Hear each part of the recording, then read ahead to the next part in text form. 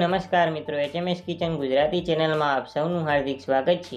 મિત્રો આજે આપણે તડકા છાયામાં મૂકવાની ઝંઝટ વગર ફક્ત 15 થી 20 મિનિટમાં બની જાય તેવો એકદમ રસાદાર અને ખાટો મીઠો કાચી કેરીનો ઇન્સ્ટન્ટ છુંદો બનાવીશું। મિત્રો છુંદાને એકદમ પરફેક્ટ બનાવવા માટે કેરીની પસંદગી કેવી કરવી, સાથે ખાંડ અને કેરીનું એકદમ પરફેક્ટ માપ અને મિત્રો છુંદાને એકદમ રસાદાર બનાવવાની સાથે તેને આખા વર્ષ માટે સ્ટોર કેવી રીતે કરવો તેની બધી ટિપ્સ મિત્રો આગળ વિડીયોમાં જણાવેલી છે। તો મિત્રો વિડીયોને એન્ડ સુધી જરૂરથી જોજો। તો ચાલો ફક્ત 15 થી 20 મિનિટમાં બની જાય તેવો ખાટો મીઠો અને રસાદાર કાચી કેરીનો ઇન્સ્ટન્ટ છુંદો બનાવવાનું શરૂ કરીએ। ચેનલ પર નવા હો તો આવી જ બીજી નવી રેસિપી જોવા માટે ચેનલને સબસ્ક્રાઇબ કરો અને બાજુમાં આવેલું બેલ આઇકન પ્રેસ કરી ઓલ નોટિફિકેશન પ્રેસ કરો, જેથી અમારી ચેનલ પર મુકાતી નવી રેસિપીનું નોટિફિકેશન તમને સમયસર મળતું રહે। તો હવે સૌથી પહેલાં એકદમ ખાટો મીઠો અને રસાદાર કાચી કેરીનો ઇન્સ્ટન્ટ છુંદો બનાવવા માટે અહીંયા આપણે 1 નંગ અને વજનમાં 500 ગ્રામ જેટલી રાજાપુરી કેરી લીધેલી છે। તો તમારે છુંદો બનાવવા માટે આ રીતની એકદમ કાચી, દળવાળી અને એકદમ ફ્રેશ હોય એવી કેરીની પસંદગી કરવાની છે।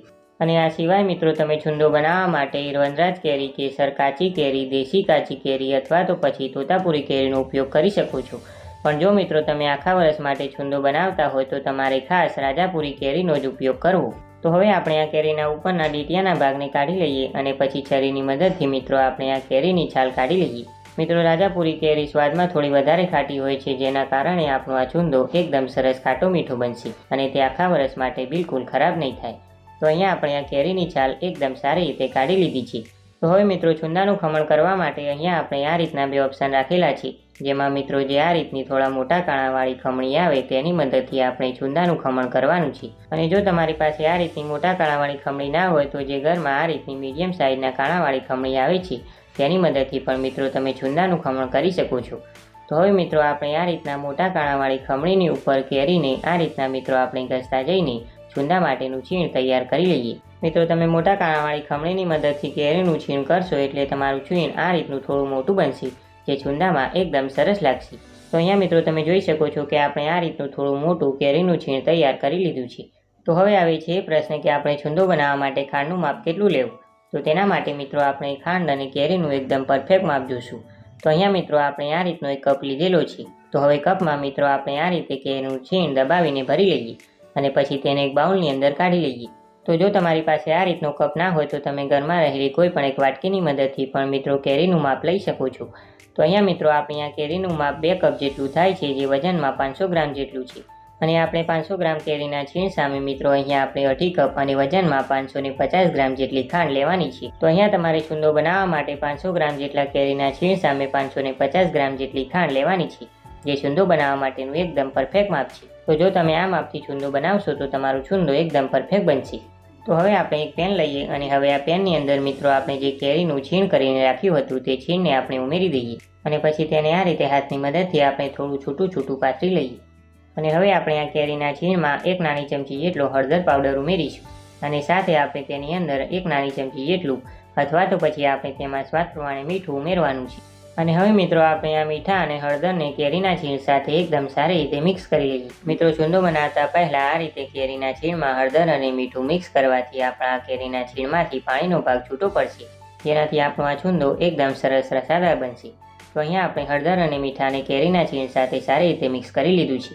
તો હવે ઢાંકણ ઢાંકી મિત્રો આપણે આ કેરીના છીણને લગભગ 10 થી 15 મિનિટ માટેનો રેસ્ટ આપી દઈએ। મિત્રો આપણા કેરીના છીણને રેસ્ટ કરતાં 10 થી 15 મિનિટ જેટલો સમય થઈ ગયો છે। તો હવે આપણે ઢાંકણ ખોલીને જોઈ લઈએ। તો તમે જોઈ શકો છો કે આપણે આ રીતે સ્પેચ્યુલાની મદદથી કેરીના છીણને પ્રેસ કરીએ તો આપણા કેરીના છીણમાંથી પાણી એકદમ સારી રીતે અલગ થાય છે। મિત્રો આ કેરીના છીણમાંથી પાણી અલગ થયું છે તેમાં જ આપણી ખાંડ એકદમ સારી રીતે ઓગળી જશે અને આપણો છુંદો એકદમ સરસ રસાદાર બનશે। તો હવે આ કેરીના છીણમાં આપણે 550 ગ્રામ જેટલી ખાંડ ઉમેરીશું। તો અહીંયા આપણે છુંદો બનાવવા માટે આ રીતની નાની ખાંડ લીધેલી છે, જે એકદમ સારી રીતે ઓગળી જશે। પણ જો તમારી પાસે સમય ઓછો હોય તો મિત્રો તમે દળેલી ખાંડનો પણ ઉપયોગ કરી શકો છો અને તમે આ છુંદાને ખાંડ સિવાય ગોળમાં પણ બનાવી શકો છો। તો હવે આ રીતે સ્પેચ્યુલાની મદદથી આપણે કેરીના છીણને ખાંડ સાથે મિક્સ કરતા જઈએ અને ખાંડને એકદમ સારી રીતે ઓગાળી લઈએ। તો અહીંયા મિત્રો તમને આ પ્રોસેસ કરવામાં થોડી મહેનત લાગશે, પણ થોડી જ વારમાં તમારી ખાંડ એકદમ સારી રીતે ઓગળી જશે। તો લગભગ થોડી જ વારમાં મિત્રો આપણી ખાંડ એકદમ સારી રીતે ઓગળી ગઈ છે। તો હવે જો મિત્રો તમારે તડકા છાયાનો છુંદો બનાવવો હોય તો તમારે આ મિશ્રણને એક બીજા મોટા વાસણની અંદર કાઢી લેવાનું અને પછી તેને કોઈ પતલા કોટનના કપડાની મદદથી ઢાંકીને પછી સવારે તેને જ્યાં સારો તડકો આવતો હોય તેવી જગ્યાએ રાખી દેવાનું અને પછી સાંજે તમારે તેને ઘરમાં લઈ લેવાનું. તો આ રીતે તમે 6 થી 7 દિવસ માટે આ છુંદાને તડકા છાયામાં રાખશો એટલે તેમાં એક તારની ચાસણી બની જશે અને તમારો તડકા છાયાનો છુંદો તૈયાર થઈ જશે. અને તમારે તડકા છાયાના છુંદામાં સવારે અને સાંજે એકવાર ચમચો ચલાવતા રહેવાનું છે. તો જો મિત્રો તમારે તડકા છાયાનો છુંદો બનાવવો હોય તો તમારે આ પ્રોસેસ ફોલો કરવાની રહેશે. પણ અત્યારે તો મિત્રો આપણે ઇન્સ્ટન્ટ છુંદો બનાવીએ છીએ તો આપણી ખાંડ પણ એકદમ સારી રીતે ઓગળી ગઈ છે. તો હવે મિત્રો ઇન્સ્ટન્ટ છુંદો બનાવવા માટે આપણે આ મિશ્રણને મીડિયમ ટુ હાઈ ગેસની ફ્લેમ પર ગેસ પર ગરમ કરવા માટે મૂકીશું.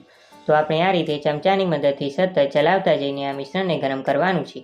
અને અહીંયા મિત્રો આપણે આ ઇન્સ્ટન્ટ છુંદો બનાવવા માટે આ મિશ્રણની એક તારની ચાસણી કરવાની છે. તો આપણી આ ચાસણીને બનતા લગભગ 8 થી 10 મિનિટ જેટલો સમય લાગશે. તો અહીંયા તમારે આ રીતે ચમચાની મદદથી સતત ચલાવતા જઈને આ છુંદાને મીડિયમ ગેસની ફ્લેમ પર જ કૂક કરવાનું છે. તો મિત્રો તમારા મિશ્રણમાં એકદમ નાના નાના બબલ્સ આવે, તેમાં એકદમ સારી એવી શાઇન આવે અને તે આ રીતનું ટ્રાન્સપરન્ટ થઈ જાય ત્યાં સુધી મિત્રો તમારે તેને કૂક કરવાનું છે. તો અહીંયા મિત્રો આપણા મિશ્રણને કૂક કરતાં 8 થી 10 મિનિટ જેટલો સમય થઈ ગયો છે. તો હવે આપણી આ ચાસણી બની છે કે નહીં તે ચેક કરી લઈએ. તો તેના માટે મિત્રો તમારે આ રીતે વાટકીમાં 1 થી 2 ડ્રોપ જેટલું તમારે આ મિશ્રણ લઈ લેવાનું અને પછી તે હલકું એવું ઠંડુ થાય પછી તમારે તેને આ રીતના મિત્રો જોઈ લેવાનું. તો તમે જોઈ શકો છો કે આપણું આ મિશ્રણ જરા પણ હલતું નથી અને તેને આ રીતે હાથની મદદથી ચેક કરીએ તો મિત્રો એકદમ પરફેક્ટ એક તાર બને છે. મતલબ કે આપણી આ ચાસણી એકદમ પરફેક્ટ બની ગઈ છે. તો મિત્રો તમારે એક તારની ચાસણી બનાવવાની છે. તો હવે આપણે આ છુંદાને એકવાર સારી રીતે મિક્સ કરી લઈએ અને આપણે ગેસની ફ્લેમ બંધ કરી આ છુંદાને નીચે ઉતારી લઈએ. અને હવે આ છુંદાને મિત્રો આપણે રૂમ ટેમ્પરેચર પર આવે ત્યાં સુધી આપણે તેને ઠંડો થવા દઈએ. તો આપણા છુંદાને ઠંડો થતાં લગભગ અડધા કલાક જેટલો સમય થઈ ગયો છે અને તે સારી રીતે રૂમ ટેમ્પરેચર પર આવી ગયો છે. તો હવે આપણા છુંદાને એકદમ ટેસ્ટી બનાવવા માટે અહીંયા આપણે 1 ચમચી જેટલા જીરાને ખાયણી દસ્તામાં ખાંડી તેનો આ રીતનો પાવડર બનાવી લીધો છે. તો હવે આપણે તેને ઉમેરી દઈએ. અને સાથે મિત્રો આપણે અહીંયા 4 થી 5 નંગ જેટલા લવિંગ અને 3 થી 4 નંગ જેટલા નાના સાઈઝના તજના ટુકડા લીધેલા છે. તો હવે આપણે તેને પણ ઉમેરી દઈએ. અને હવે આપણા છુંદાના એકદમ સારા એવા કલર માટે તેમાં 1 મોટી ચમચી જેટલું કશ્મીરી લાલ મરચું પાવડર અને 1 નાની ચમચી જેટલું તીખું લાલ મરચું ઉમેરી આપણે તેને એકદમ સારી રીતે મિક્સ કરી લઈએ. તો અહીંયા મિત્રો આપણો એકદમ ટેસ્ટી અને ખાટો મીઠો રસાદાર ફક્ત 15 જ મિનિટમાં બની જાય તેવો કાચી કેરીનો ઇન્સ્ટન્ટ છુંદો બનીને તૈયાર છે. તો હવે આ છુંદાને મિત્રો તમે કાચની કોઈ પણ એરટાઇટ બોટલમાં ભરીને તમે તેને આખા વર્ષ માટે સ્ટોર કરી શકો છો. તો અહીંયા મિત્રો તડકા છાયામાં મૂકવાની ઝંઝટ વગર ફક્ત 15 થી 20 મિનિટમાં બની જાય તેવો એકદમ રસાદાર અને ખાટો મીઠો કાચી કેરીનો ઇન્સ્ટન્ટ છુંદો બનીને તૈયાર છે. હું આશા રાખું છું કે મિત્રો તમને આજની અમારી આ કાચી કેરીના ઇન્સ્ટન્ટ છુંદાની રેસીપી પસંદ આવી હશે. જો મિત્રો તમને આ રેસીપી પસંદ આવી હોય અને ખરેખર ઉપયોગી લાગી હોય તો મિત્રો વિડીયોને એક લાઇક જરૂરથી કરી દેજો. સાથે મિત્રો વિડીયોને વધુમાં વધુ શેર કરજો અને આવી જ બીજી નવી નવી રેસીપીઓ જોવા માટે HMS કિચન ગુજરાતી ચેનલને સબસ્ક્રાઇબ પણ જરૂરથી કરી દેજો. અને મિત્રો નવી નવી રેસીપીના નોટિફિકેશન સમયસર મળતા રહે તેના માટે બાજુમાં આપેલું બેલ આઇકન પ્રેસ કરી ઓલ નોટિફિકેશન પર ક્લિક કરજો. અને મિત્રો તમે પણ આ ફક્ત 15 થી 20 મિનિટમાં બની જતો એકદમ ખાટો મીઠો અને રસાદાર કાચી કેરીના ઇન્સ્ટન્ટ છુંદાની રેસીપી ઘરે ચોક્કસથી ટ્રાય કરજો અને અમને કમેન્ટ બોક્સમાં જણાવજો કે તમને અમારી આ રેસીપી કેવી લાગી. તો મિત્રો આપણે ફરી મળીશું એક આવી જ નવી રેસીપી સાથે. ત્યાં સુધી આવજો.